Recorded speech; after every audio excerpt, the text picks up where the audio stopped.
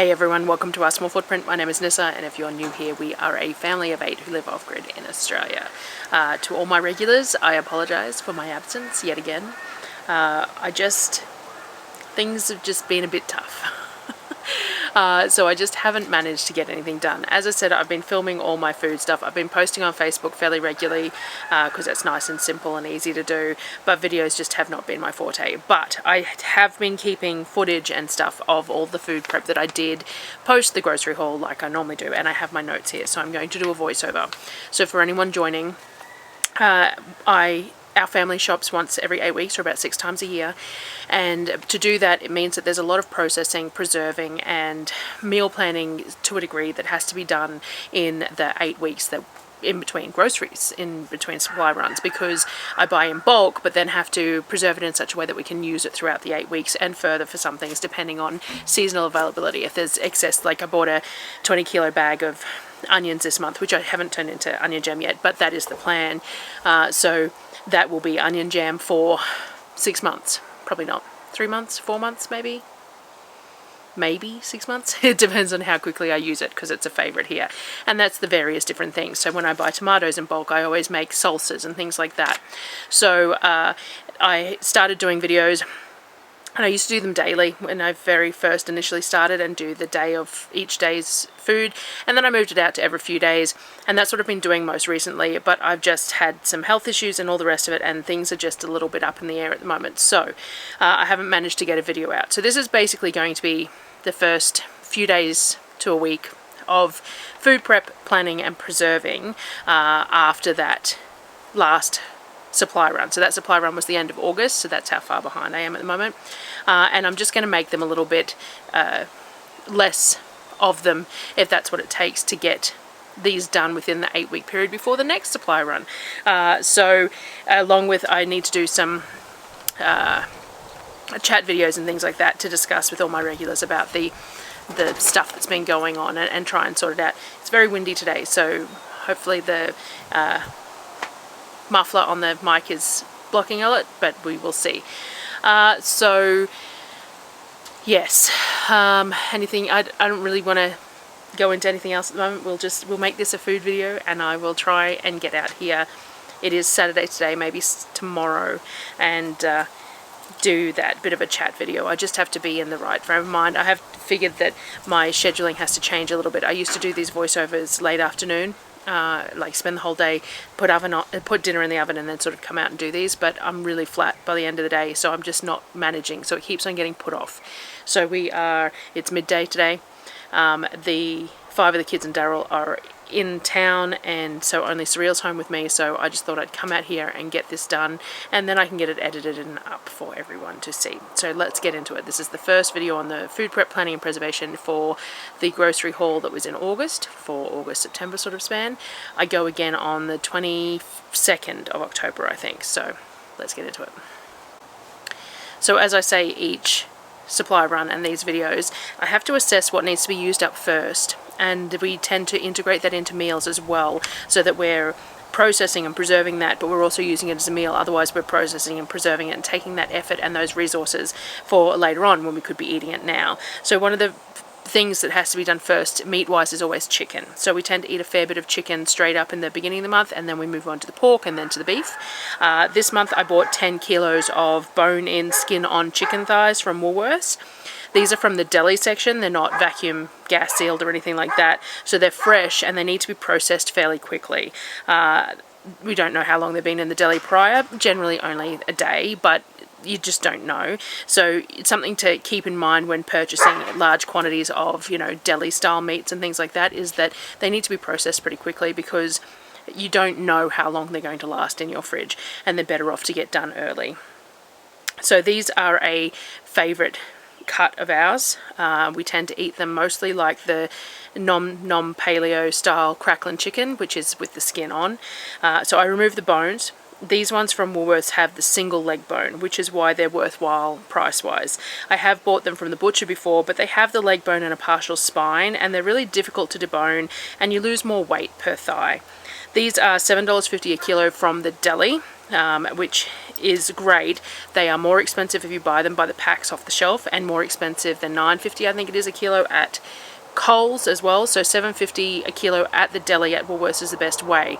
The only issue there is that it's fresh and they only have limited supplies. So 10 kilos was the absolute everything that they had left in these for that evening.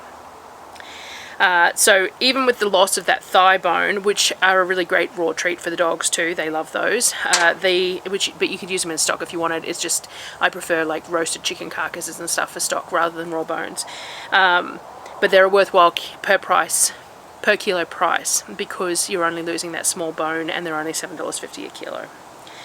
So we had some for dinner first up. This is one of those meals that I talk about where the value per serve is much higher, because the meat is sort of the focus of the meal. There's far more meat consumed per person in a meal like this than in, say, like a stir fry or a curry. But it's a really nice treat to have, and we only have it a few times in the month when I can get my hands on these fairly cheap.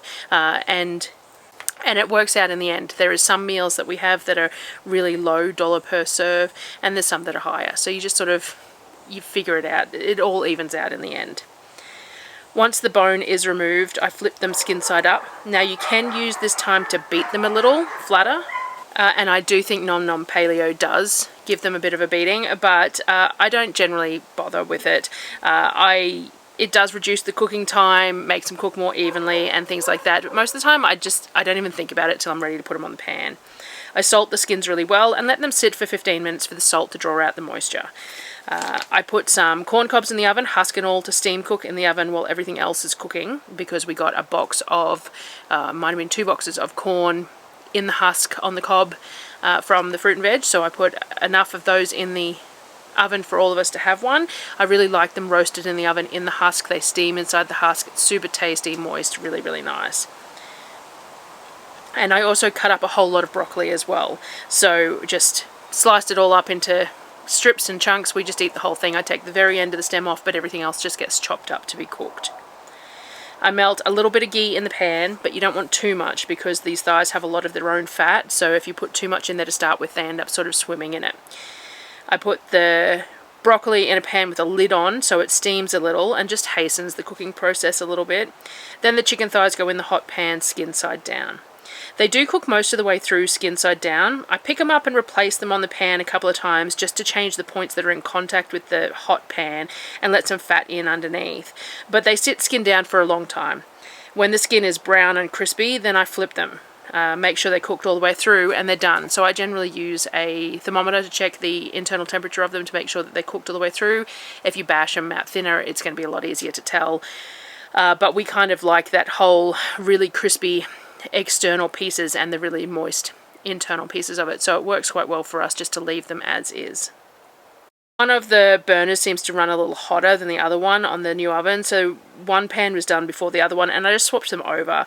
But then I decided, since I was doing all that, I'd add the steamed broccoli into the pan that had all the schmaltz from this chicken skin left.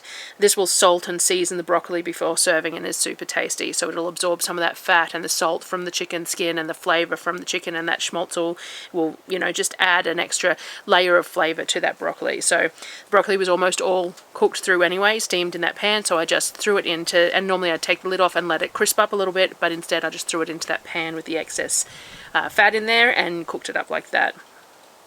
We just served up the thighs with a big cob of corn, a couple of big spoonfuls of broccoli, and that's it for everyone for dinner that night. Really, really tasty. Everything holds its own in flavour wise, doesn't need any sauces or anything else added to it.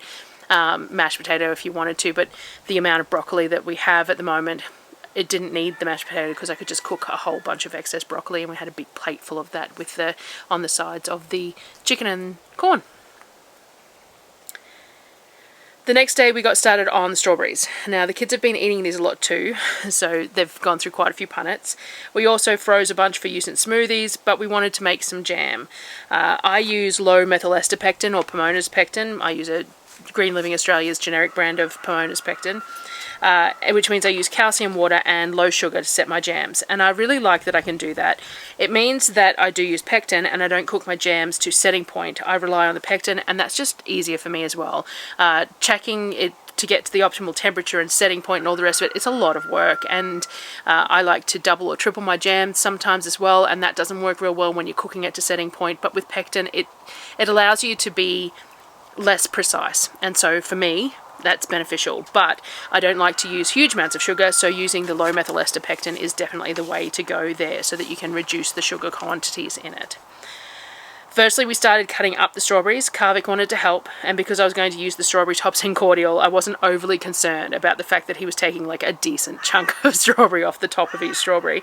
He was also eating quite a few as he went through, but that's fine. I appreciated his help regardless. When I was looking at the ratios on the Pomona's pectin site, I saw there was a strawberry banana jam, and we had an abundance of bananas as well. We got 2 boxes of seconds bananas as well, so I decided to give that a go, see what the kids thought about it.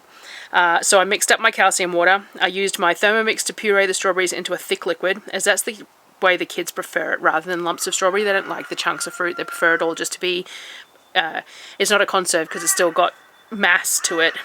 I suppose, actually I think, is a conserve just straight fruit with, I don't know, it's not a jelly, it is a jam, but it doesn't have chunks in it. I don't know if that's a conserve or not. Anyway, so I pureed all in the Thermomix to a really nice thick consistency without the chunks, and then I peeled and mashed some bananas. I mixed that all together. The ratios are on the Pomona's pectin site. I'll try and remember to link it in the bottom. I added the relevant calcium water and lemon juice, got it on the stove to bring it to a rolling boil. Now, this jam used honey with the pectin, and to be honest, I'd probably just use raw sugar next time. I'm not a huge fan of the flavour of the honey in this jam. The kids didn't care though, and they were happy to eat it, but I feel like, you know, I buy honey that, and it could be used in other ways. Raw sugar's cheaper. Honey is $10 a kilo, and raw sugar is $1.60 a kilo, so you know it's a big price difference, and when it's being cooked in a jam it doesn't really matter. So I'd probably just use raw sugar for this next time.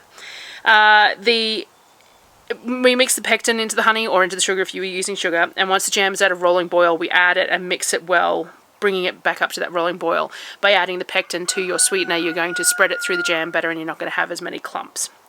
Once it had boiled for a couple of minutes, I turned it off, started filling jars. I love using these salsa style jars for jam, or I use the jam jars that I get from Aldi when I buy jam. If I have enough available. I don't always have them, and the kids really like them as drinking glasses, so they're not always around. They both use 82mm lids though, which is really great. They're nice wide open mouth. It means that there's no jam left in the jars afterwards. They scrape it nice and clean. I can get them to use even spatulas in there because the mouth is nice and wide. I used my steam canner for these, nice and quick. Got the canner warm as the jars have warm jam in them, so no thermal shock. Then added the jars and put the lid on. I have to get the dial up into the dark green for my altitude. There is a light green and a dark green. I'm over 1,000 feet, so I need to get to the dark green. And once it hits that, I started my timer for 15 minutes. Again, over 1,000 feet. I tend to do 15 minutes as my minimum for everything. 10 minutes is fine if you're under 1,000 feet as a minimum, but I tend to do 15 minutes for everything. Once they were done, I put them on a board to rest for 24 hours as always, and got another pot of just straight strawberry jam going. Exact same process, rolling boil, add the pectin and sugar mix well, back to a rolling boil, then fill and process the jars. So I did 2 big batches, one of the strawberry banana and one of the straight strawberry jam. After that was done, I needed to do something with the blueberries that they hadn't already consumed fresh. I'd put in the freezer a whole bunch so that they didn't just go through them in mass amounts. So the kids love eating frozen blueberries anyway, and actually, like, this is from Future Point, they have eaten them all. There is no frozen blueberries left in my freezer, even though these were in there. I can always turn them into something else once they're frozen as well if I need to, so I really like freezing blueberries. It's a simple solution to just get them preserved. The kids will eat them straight from the freezer, or I can use them in jams, or they can be used to make sauces, anything like that. But the ease of freezing blueberries is amazing. You give them a clean and you put them on a tray, and they freeze and they come apart once they're frozen. They don't stick together. They don't need any extra work. You just pick through them. I pick the stems off them, pick any unripe berries, anything that looks bad, wash them all, stick them on the trays and freeze them, and it works so well. So these were put in yesterday, and I'm pulling them out frozen solid to put in Ziploc bags so I can reuse the trays. I say this all the time, but I do get some comments occasionally. Ziploc bags, I try and label them with what has gone in them. Once that bag is empty, it gets folded up and left in the freezer, and when I'm going to freeze something that I know I've frozen before, I just go back and grab a bag that's labelled that and put the same thing in there. If they're stored in the freezer and not allowed to get warm or anything else, then there's no contamination to the bags. I have tried silicone bags, I really don't like them. So Ziploc bags and reusing them multiple times seems to be the most cost efficient and friendly way for me to do it. Once they were put away, I filled the trays with broccoli. So I'm still experimenting with my freezing practices with broccoli. The first month I tried blanching it and frozen, which I really didn't like. I did try some unblanched and frozen, which I very much prefer the texture of, except that when I froze it in the vacuum seal bags, it was big lumps, and it took too long to defrost when I was using it to cook, so it overcooked. So now I'm going to try just laying it out on sheets to flash freeze and then putting it in bags to use. And then my hopes is that it only takes a couple of minutes to cook because it's only in single pieces, and it won't get that overcooked texture that we're struggling to deal with. I assume that that's what they do with the steam fresh type ones that we eat all the time and we like, is flash freezing it, and then, but they obviously have blast freezers too, which makes a difference too, because it's freezing it a whole lot quicker. So I don't know, we're going to give this a go and see if this is our preferred method. Regardless, we eat it. Like, I ate all the blanched stuff. We've eaten all the unblanched stuff, and this is the next month to go, and we give it a go. But it's so much cheaper if I can find a method that we prefer than the bagged veggies, because the bagged veggies that I buy, the frozen bagged veggies, are $6.50 a kilo. I tend to spend about $5.40 a kilo. They're on special regularly, but that's a lot for veggies when I can buy, well, the broccoli this month only cost me $2 a kilo. So there's effort required and all the rest of it, but you know, a bit of a squirrel there, sorry. I didn't film it, but I also wanted to show that I had also sorted all the broccoli into the veggie containers.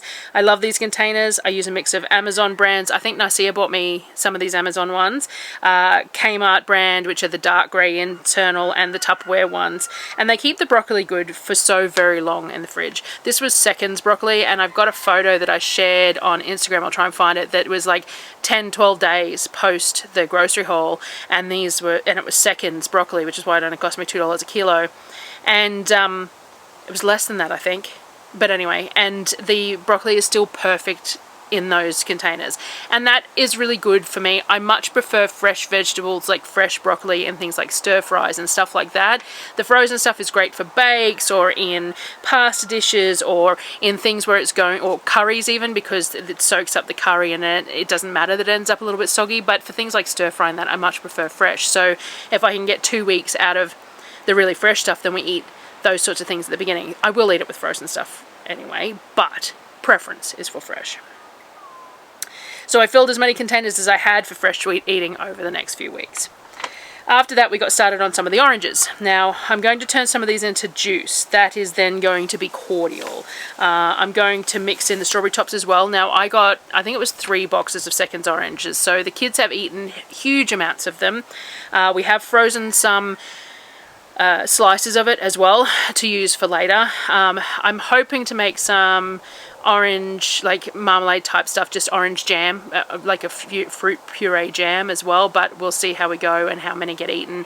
The pigs adore citrus, so if we can't get to them, it's a great top up of food for them, and these were extraordinarily cheap. But I do try to use as much as I possibly can for our consumption before it becomes animal consumption. But at the same time, I spend money on animal food, so you know. Darryl was juicing a bunch for me. We use the cheap Kmart juicer, and I really, really liked it, and I've had it for, I don't know, 18 months maybe, but unfortunately we killed it with the oranges. So I actually borrowed a much sturdier one from a neighbour for our second batch, and I'll have to decide what I want to replace my Kmart one with, because I have to return this one. Though it did run quite well for a long time, and I think they're only $15, so I kind of feel like maybe I should just buy it again and see how I go, because some of the more expensive ones are just like so much more expensive and larger, and storing them and everything else. I'll have to decide before I go on the next supply run, because we probably won't get much in the way of citrus next trip. It's the wrong season for it. probably won't have much that requires juicing in the next couple of shopping trips, but you know, they're more of a cooler weather fruit. So I got Darryl to juice 4 litres of orange juice for me. I then added all the strawberry tops to the juice, as well as some cubes of frozen strawberry puree that I had from the last lot of cheap strawberries. This must be 12 months ago, because strawberries haven't been cheap for 12 months, or well, 10 months maybe. I kind of forgotten I had done this, that I'd frozen them in a puree in the silicone. I found them when I was getting frozen veggies out, so they must have been underneath something. But anyway, so I used half of them and kept the other half that I can use for something else. But I added the frozen strawberry puree as well.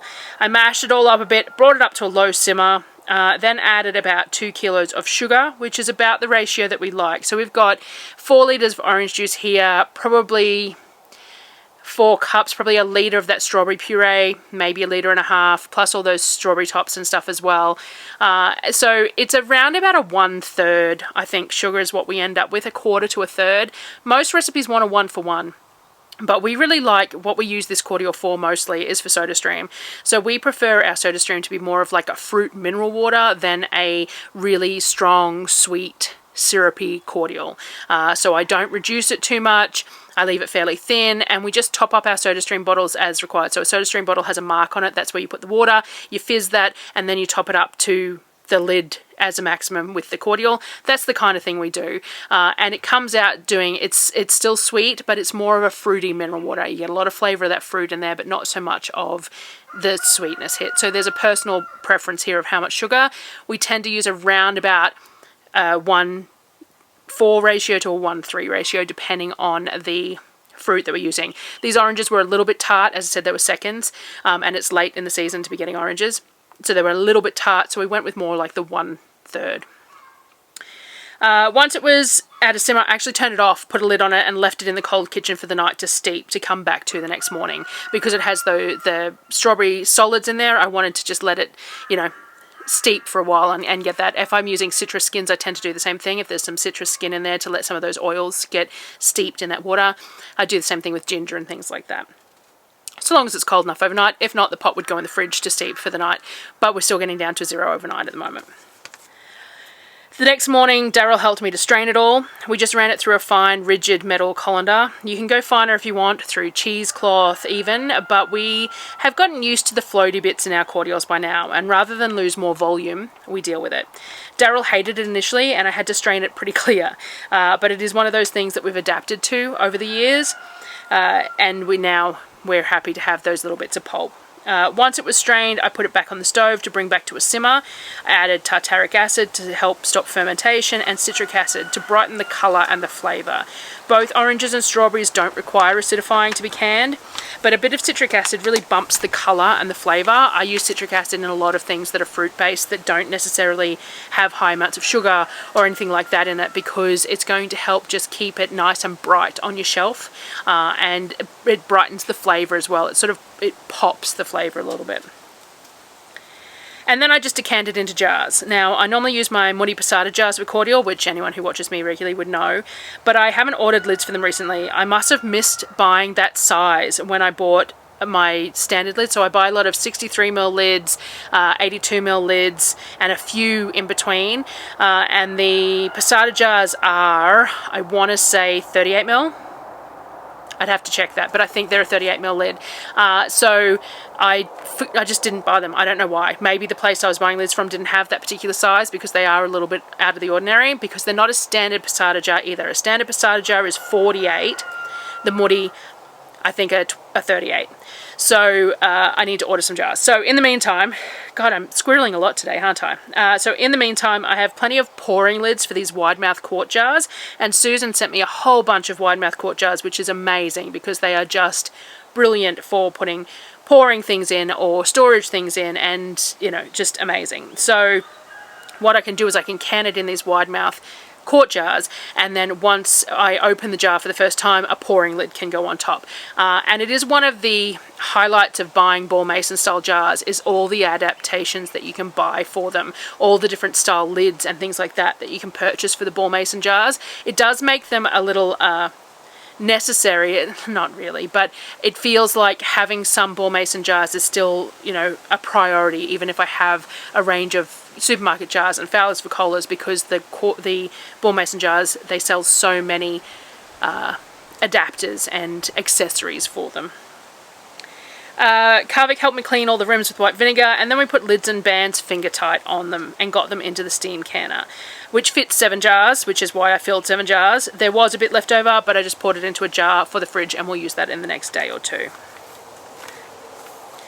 I processed these for 20 minutes, being a quart size of a fruit cordial, and being above 1,000 feet in the dark green section of the steam canner. That night we had pork belly for dinner because it needed using, and it's a favourite of Darryl's, and it was Father's Day that day. So this is the 2nd of September. So this is only Saturday and Sunday so far of the new period. I put the other half of the belly into a Ziploc with 50-50 sugar and salt to give a simple cure for simple bacon.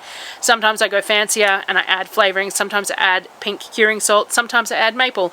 I was just getting it done, so I just did 50-50 salt and sugar in with the bacon and into the fridge to cure. Now, if you don't use the pink curing salt, it cures the meat, but it doesn't necessarily go pink. It goes sort of grey, so just be aware of that.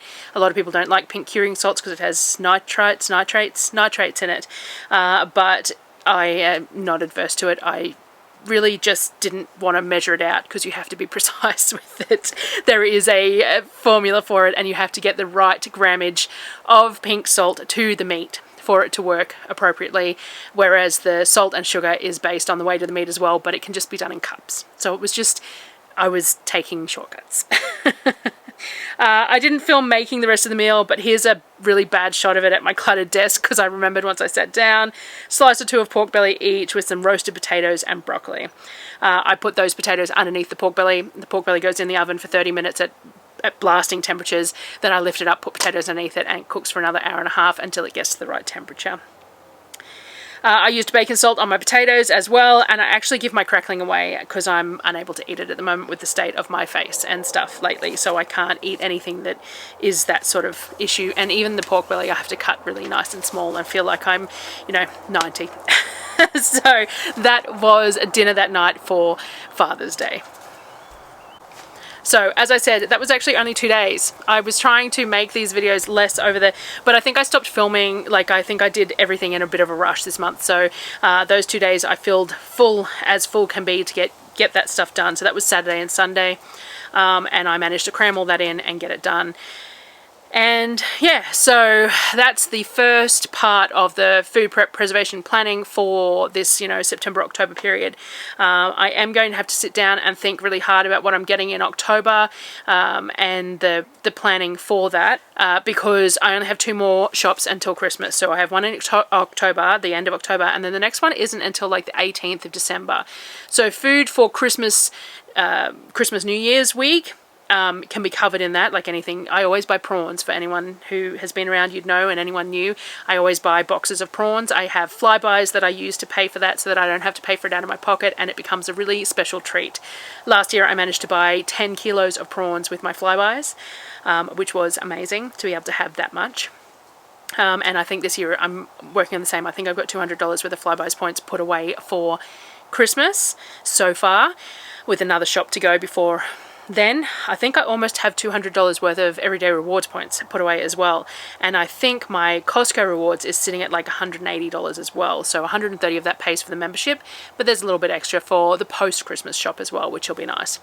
Anyway, squirreling, where was I going with that? I am going to have to make some plans for October's grocery haul because of the fact that most of December leading up to Christmas is going to be part of that grocery haul as well. So I am thinking about trying to do a Vlogmas again this year. I failed miserably at it last year, but I'm thinking short, sweet, sort of lifestyle type vlogs in between any food prep ones might be nice. Just try and push the algorithm a bit over Christmas as well, but we're going to get the pool set up next month. Someone reached out to me in regards to a vacuum, a cordless wireless vacuum for the bottom of the pool, a rechargeable one, which would be amazing for us because then we could charge it in the full sunlight and run it later, charge it on the solar when there's full sunlight. So I said yes to that one, so that should arrive, and then we have to do a video for the gifting of that in October. So we'll set the pool up. We've got to get the fencing sorted for the pool because we pull it down in between seasons. So we're going to set up the fencing for the pool, get the pool done, and that new vacuum, which will be really amazing for that, and I'll share that in October as well. But it means that over December we'll have the pool up too, and things like that, though people complained about the kid noise with the pool a couple of years ago when I had that, so we will see how we go. And we still have so much going on. The gardens, we've got 2 garden covers done, and that's it, 2 different styles, because we just cannot figure out the best way to do it. So we are still working on that, but we're getting there. So thanks for joining me again. I'm sorry I've been so slack. I am posting really regularly on Facebook if you want to check it out there. There's also a really cool deal on Thermomix this month, and most people won't be listening to the end of this, but Thermomix for the next 10 days has this really good deal. I'll put the infographic up on the screen. A $200 Woolworths voucher, as well as a free bowl blade lid set and one of their anniversary cookbooks if you purchase a Thermomix 6, a TM6 in before the 30th of September, and you can trade in your 31s as well on that, which gives you a $380 discount. If I manage to sell one in this next 10-day period, I also get a $200 Woolworths voucher, which would be cool to add to my groceries for next October. But so I'm trying to remember anyone who might have been interested in one and hasn't yet, that I try to send them a little message to say this is a really good deal with the free bowl blade and lid set. I wouldn't be without the extra bowl blades and lids. I have 3 of them. I got 1 with my machine, and then I've earned 2 since then, and having 3 bowls is amazing. So I've forgotten where I was going on a tangent there, wasn't I? No idea. Anyway, thank you so much for watching, and I will hopefully try and get a bit of a chat video going. I just need to sit down in the right mind space to discuss the whole ongoing health, chronic issues, and just where I'm at the moment. And coming into summer's always so much harder, so that makes life a bit more difficult, and I have to figure out where I'm sitting. But we also have all the new product stuff to show you too. So the family trees that I showed last video, I've got the mug delivery, the laser engraver is, we should get some footage of that to run.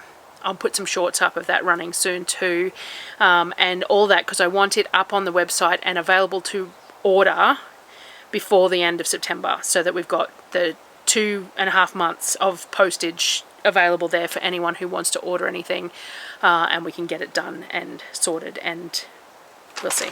Anyway, am I finished rambling? Thanks for watching, guys, and I will see you on the next video.